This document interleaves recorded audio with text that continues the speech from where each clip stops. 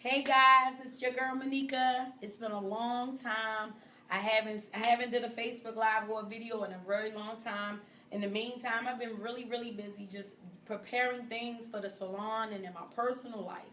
And attached to the topic for this video is Lamentations 3 and 4. It's just something in regard to having self-reflection and that we turn back to the Lord. But I do honestly think that you should take the time to look it up, and then maybe you may see something in there. And then think about it. When was the last time you opened your word?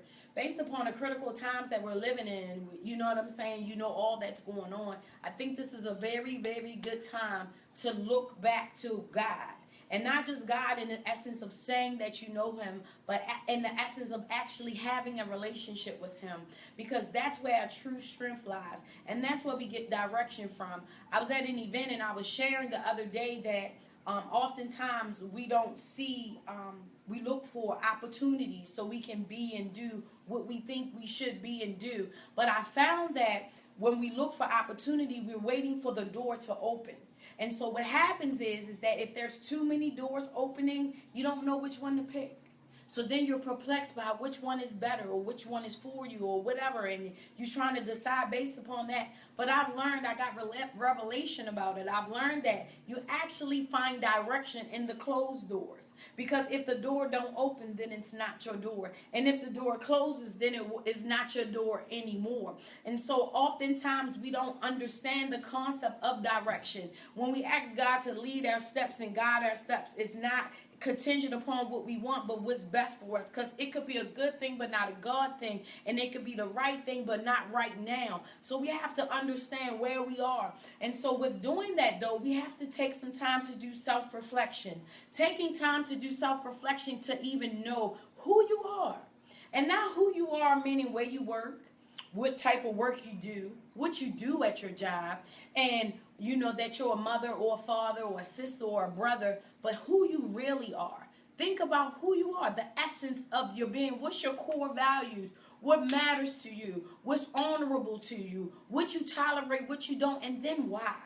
Because we have to understand who we are as a people, and not to the degree of what we do for, like, based upon what people expect from us. Oftentimes, if you actually sat down, sometimes there's only things that you do and be because that's what people want you to do and be. And so I'm saying to take some time for self-reflection so you can see you. Because looking at you and spending time with yourself, it allows you to really hear God about you. Because I've seen times where I can put myself in a position where I could always, honestly, blame somebody else to say it's them and it's not me. But then in any situation, we've always played a part in any situation, whether it was good or bad. But you have to take some time to actually reflect on who you are. You know what's amazing to me is that I learned something a long time ago. Because a lot of times we think that we have the concept, we have what we need to get where we're going. And you do, but it's locked inside of you because it's underneath of all the things you built to try to withstand and say this is who you are. And so then when you come into acknowledgement of self, you're moving all this out the way, and all the doubt out the way, and all the fear out the way, and then you're beginning to get to the core of yourself. And so you begin to unlock chambers of gifts and talents. And you're like, I didn't know I could do this. Oh my gosh, I didn't know I could do that. But if you never take the time to self-reflect, you know, if who you are right now could get you where you're supposed to be or where you desire to be, you would already be there. And so what happens in life is God will send people on your path, on your journey of becoming. Because I always say that you have to first be in order to become. See, you have to be broken to be made whole. You understand? You have to be torn in order to be put back together. You have to be torn down to be built up because you become. In the process of becoming, it doesn't feel good, but it works out for your good.